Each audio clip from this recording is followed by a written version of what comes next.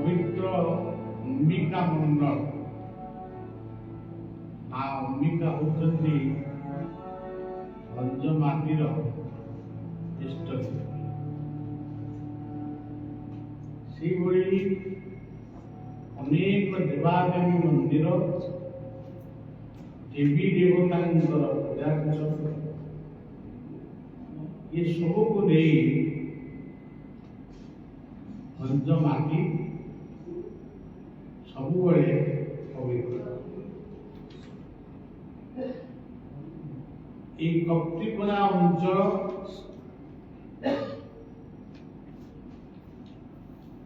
ଏବଂ କପ୍ତିପଡ଼ା ଅଞ୍ଚଳର ଏଇ ଯେଉଁ ଗ୍ରାମଟି ଆମ୍ବପିଛୁଳା, ଏହାର ଅଧିବାସୀମାନେ ଏଠି ଗୋଟିଏ ଅନନ୍ତଙ୍କର ଶାଖାଶ୍ରମ ଖୋଲିଛନ୍ତି ବା ଅନନ୍ତ ଆଶ୍ରମର ଅନନ୍ତଙ୍କର ପୂଜା କରିଛନ୍ତି। ତାରି ଭିତରେ ରହିଛନ୍ତି ଅନନ୍ତ ବଳିଆ ପରିବାରର କେତେଜଣ ଭକ୍ତ ଶିଷ୍ୟ। ସେଇମାନଙ୍କ ଦ୍ୱାରା ଏ ଆଶ୍ରମର ଉତ୍ସବ ପାଳିତ ହୁଏ। ଏଠି ବହି ଯାଉଛନ୍ତି এই ଆଶ୍ରମ ବାଟ ଦେଇ ପ୍ରବାହିତ ହୁଅନ୍ତି ସୋନ ନଦୀ। ଆମର ପ୍ରମାଣ ଅଛି କେଉଁ କେଉଁ ଜାଗା ଗୁଡ଼ିକ ସିଦ୍ଧିସ୍ଥାନ, ଯୋଉଠି ନଦୀ ବା ପୁଷ୍କରିଣୀ ଥାଏ, ଯେଉଁଠି ଅଶ୍ୱତ୍ଥ ବୃକ୍ଷ, ବଟ ବୃକ୍ଷ ଇତ୍ୟାଦି ଥାଏ, সেই ସବୁ ଜାଗା ହେଉଛି ମାନେ ମନ୍ଦିର ବା ଆଶ୍ରମ କରିବା ପାଇଁ ଉପଯୋଗୀ ଜାଗା। ଏଠି ସେୟା ହିଁ ଅଛି। ସୋନ ନଦୀଟିଏ ବହି ଯାଉଛି। ଏ ଅଞ୍ଚଳରେ ଭାଗବତ ପ୍ରତି, ଭାଗବତ ପଢ଼ିଲା ବାଲା, ଭାଗବତ ଶୁଣିଲା ବାଲା ଅଭାବ କିଛି ନାହିଁ। ସବୁ ଜାଗାରେ କିଛି ନା କିଛି ଦଳୀୟ ମଣ୍ଡଳ ଇତ୍ୟାଦି ରହିଛି। ତାରି ଭିତରେ ଭାଗବତ କଥା ମଧ୍ୟ ଚାଲିଛି। এই ଗାଁର ଜଣେ ମୁରବୀ ବାଦଲ ବାବୁ, ଇଏ ଜମିଟିକୁ ବିନା ଅର୍ଥରେ ଆଶ୍ରମକୁ ଦାନ କରିଛନ୍ତି। ତାଙ୍କ ପରିବାରର ସମସ୍ତେ ଆଶ୍ରମର ଆଶ୍ରମ। ସେଭଳି ଭାବରେ ଏହି ଗ୍ରାମର ଜଣେ ଯୁବକ ସେ ଆଶ୍ରମର ଅନ୍ତର୍ବାସ ଭାବରେ ରହିଛନ୍ତି, ଯାହାଙ୍କୁ ଆପଣମାନେ ସୁଦାମ ବୋଲି କହୁଛନ୍ତି। ସୁଦାମ ନାମଟି କୃଷ୍ଣଙ୍କର ସଖାଙ୍କର ନାମ। ତାଙ୍କର ବାପ ମା ଭାଇ, ତାଙ୍କର ମା ବାପା ଭଉଣୀ ଭିଣେଇ ସମସ୍ତେ ଅଛନ୍ତି, କିନ୍ତୁ ସେ ଗୋଟିଏ ବୈରାଗ୍ୟ ଜୀବନ ଯାପନ ରଖିଛନ୍ତି ବହଡ଼ା ଗୁଡ଼ା ଆଶ୍ରମ। ସେଇଭଳି ଭାବରେ ଏ ଅଞ୍ଚଳର ବହୁତ ମାନ୍ୟଗଣ୍ୟ ବ୍ୟକ୍ତିମାନେ ଅଛନ୍ତି। ମତେ ଟିକେ ତାଙ୍କ ନାଁ ଲେଖିକିରି ଦିଅ। ହଠାତ୍ ଅକ୍ଷୟ ବାବୁ ଯେ ଆମର ହାଇସ୍କୁଲର ପ୍ରଧାନ ଶିକ୍ଷକ, ସେ ହଠାତ୍ ଗୋଟେ ଫୋନ କରିକି କହିଲେ, ଅତି उद्वेगर सहित कह बाबा ये पाखक आसुँच जगह जसीपुर टिके आम पिछड़ा आसले भल हाँ आम बाबा दर्शन कर ये कथा प्रति मत आवड़ी आवड़ी करला ना खाली गोटे नाम यज्ञ हम ए भूत यज्ञ हम सभा समिति हम ताहले आमे जीवा नहले आम आउ जीवा ना आश्रम हो मध्य मध्य जीवा रहा किसी उत्सव लोक सहित मिशिबा भगवान श्रीकृष्ण निजे अर्जुन को कहते मोर किसी अभाव ना कि मो असंभव नुहे तथापि मु कर्म करुछि चिकित्सु लोक मानू पाइबा मु मोर कर्म करमती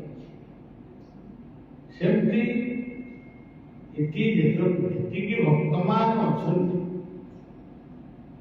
से भक्त से आम दरकार आउ कई दरकार नुह एक भाविबा भूल आम जिते थर आसवा एते थर भल कार्य करवा किसी लोक ग्रहण करेंगे अनुप्राणित हे आम सहित मिसे एथि वर्तमान जेतुटी घर थिला ए वर्ष गोटे संत विवाह जो दाता माने मिसिकिरी से घर टी करितुनी सेमानकु मत शुभेच्छा जणाउछि से भाव में ठाकुर मंदिर बड़ मंदिर छोट मंदिर भगवान अनावश्यक आम गोटे बड़ मंदिर कले भगवान आसबे छोट मंदिर कले भगवान आसबे ये सब कथा सी आसबे से इच्छामय इच्छा जिते जो रहा से भगवान कृष्ण दुर्योधन घर को जाऊे मध्याह्न भोजन कर धृतराष्ट्र सहित युद्ध विषय आलोचना हो कि मात्र अटकी गले महात्मा विदुर पाखे महात्मा विदुर पाखे पहुंची शाग टिके कदली टिके खाई कौन व्यक्ति आज मनीष मध्याह्न जनक घरे किछि नाई खाइबाकू नाई कि रुटी नाई कि दाली नाई कि भात नाई किछि नाई से जदि शाग टिके भाजिकी खाऊची से शागरे अतिथि मध्य संतोष हो पारे सेमितिया अतिथि दुनिया केतन अच्छा विदुर घरे से शाग भजा खाई आउ कदली कदली कौन बिना खाई उठाईका खाई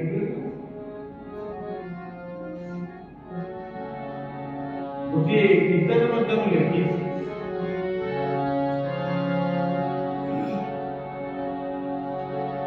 सीना फल विदुर सागर भजन तोते सीना लागे भजन मोते भारी फल लागे तो मंदिर भरा विदुर सागर भजन तोते सीना लागे भजन मोते भारी फल लागे तो मंदिर भरा तेणु से इच्छामय से अंतर्य समस्त अंतर कथा से ବୁଝିପାରନ୍ତି। ସେଥିପାଇଁ ସିଏ ହେଉଛନ୍ତି ଅନ୍ତର୍ଯ୍ୟାମୀ। ସବୁ କାମ ସେ କରିପାରନ୍ତି, ତେଣୁ ତାଙ୍କୁ କୁହାଯାଏ ସର୍ବଶକ୍ତିମାନ।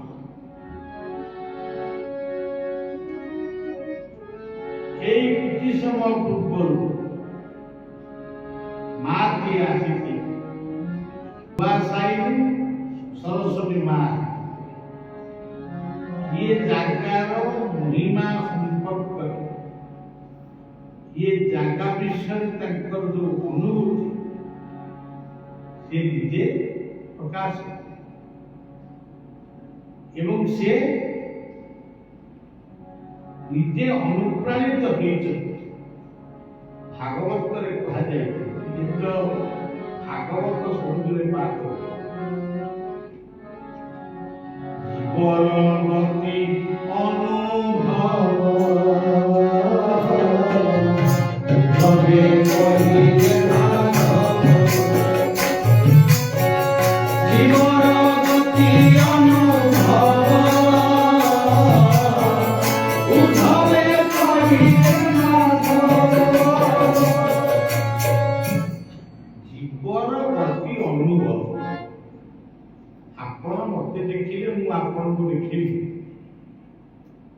ଆମେ ଏଇ ସ୍ଥାନକୁ ଆସିଲେ କଣ ଅନୁଭବ କଲେ? ଯଦି ଆମେ କହିବା ଆମେ ଅନୁଭବ କଲୁ କୋଠା ଘରଟି ଅଛି, ଏସି ଟିଏ ଲାଗିଛି, ଆଉ ଶାଗୁଆ ଟଣା ଗୋଟେ ମନ୍ଦିର ଅଛି, ଏହାକୁ ଅନୁଭବ କରିକି ଯଦି ଗଲେ ଆପଣ ସେଇ ଚାନ୍ଦୁଆ ମନ୍ଦିର ଭିତରେ ରହିବେ। କିନ୍ତୁ ଅନୁଭବ କଣ କଲେ? ଆପଣଙ୍କ ଭିତରେ ଏ ସ୍ଥାନରେ ଆସିବା ପରେ ଯୋଉ ଶାନ୍ତି ପାଇଲେ, ସତ୍ୟର ସନ୍ଧାନ କଲେ, ଠାକୁରଙ୍କର ଦର୍ଶନ କଲେ,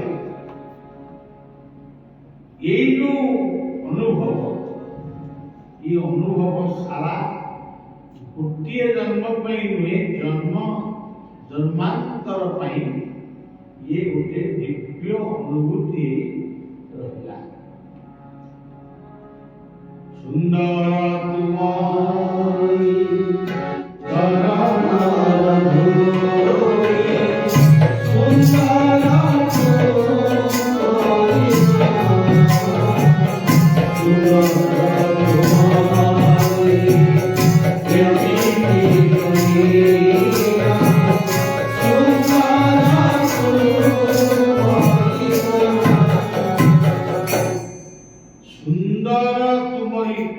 matchless beauty of you.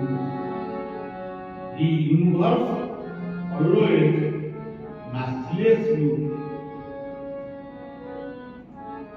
ତାକୁ ଅନୁପମ ବୋଲି କୁହାଯାଏ।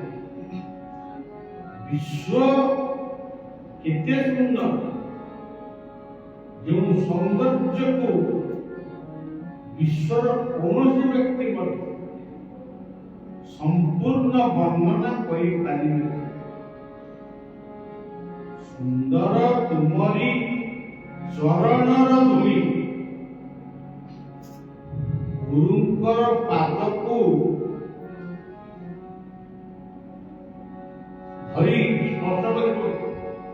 ଗୁରୁଙ୍କର ପାଦକୁ ଆପଣ ସ୍ପର୍ଶ କରିବେ, ତାଙ୍କ ଚରଣ ଧୂଳି ଟିକେ ମୁଣ୍ଡରେ ମାରିବେ।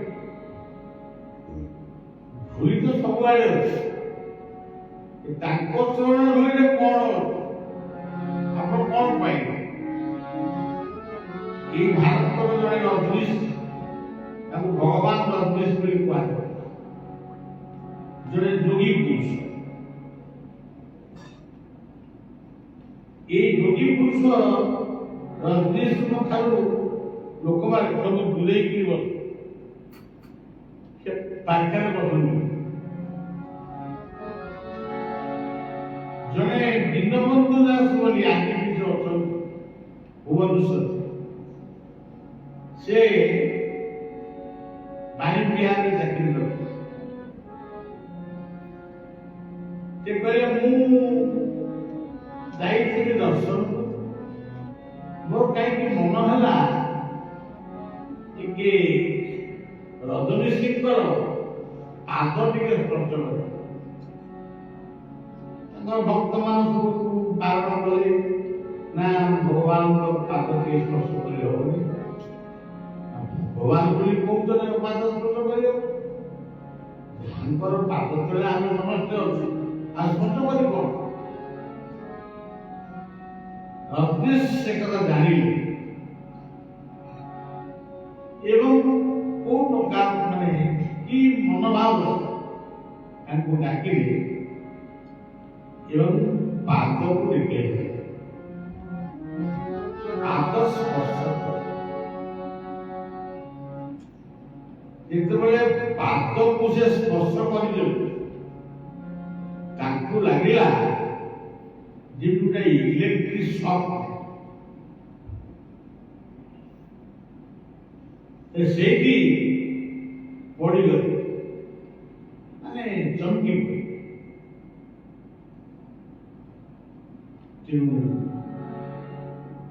ये हूँ गोटे दिव्य अनुभूति कि भागवत आउ गोटे अनुभूति करेंगे आम कहूँ आम जाई पाद पत्र भागवत आउ टिके आगे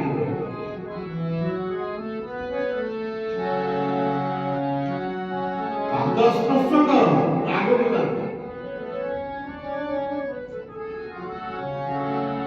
आश्रम नामे बदरिका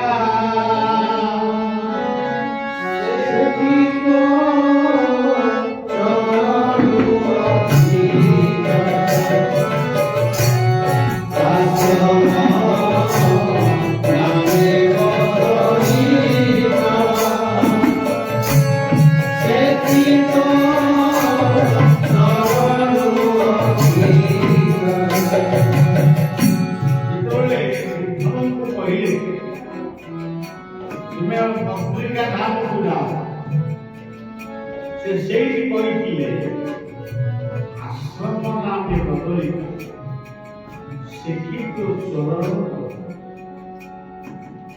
भागवत दुईटी मत जमी साकार निराकार एवं भी आम सनातन धर्म अनेक मूर्ति पूजा कर नाम कीर्तन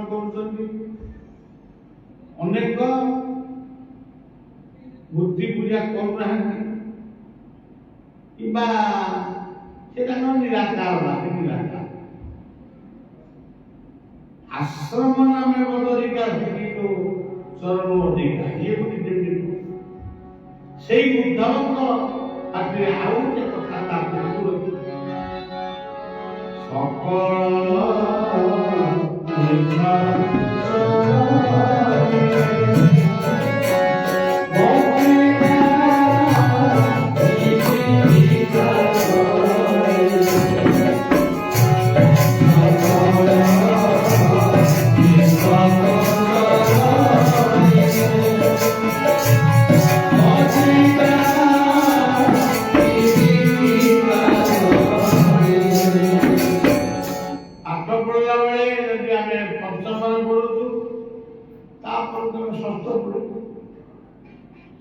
जदि मात्रिक पढ़ु तापर आमे आउ प्रस्तुत करिसु जेमति देव उद्धव कहिथिले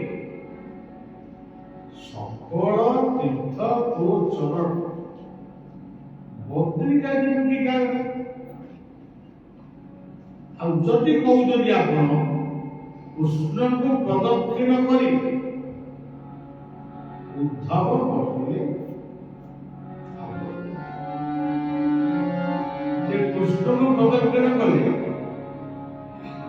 कृष्ण का मुह जाएगी बोले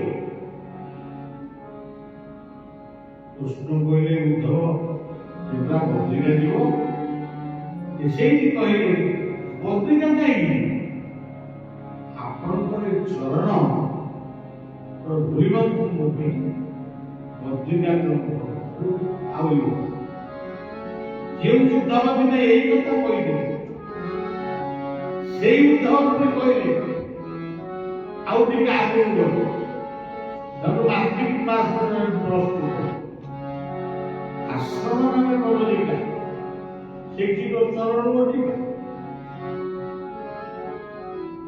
ତଥାପି ଭଗବାନ କହିଲେ ତୁମକୁ ଯିବା ପାଇଁ ପଡ଼ିବ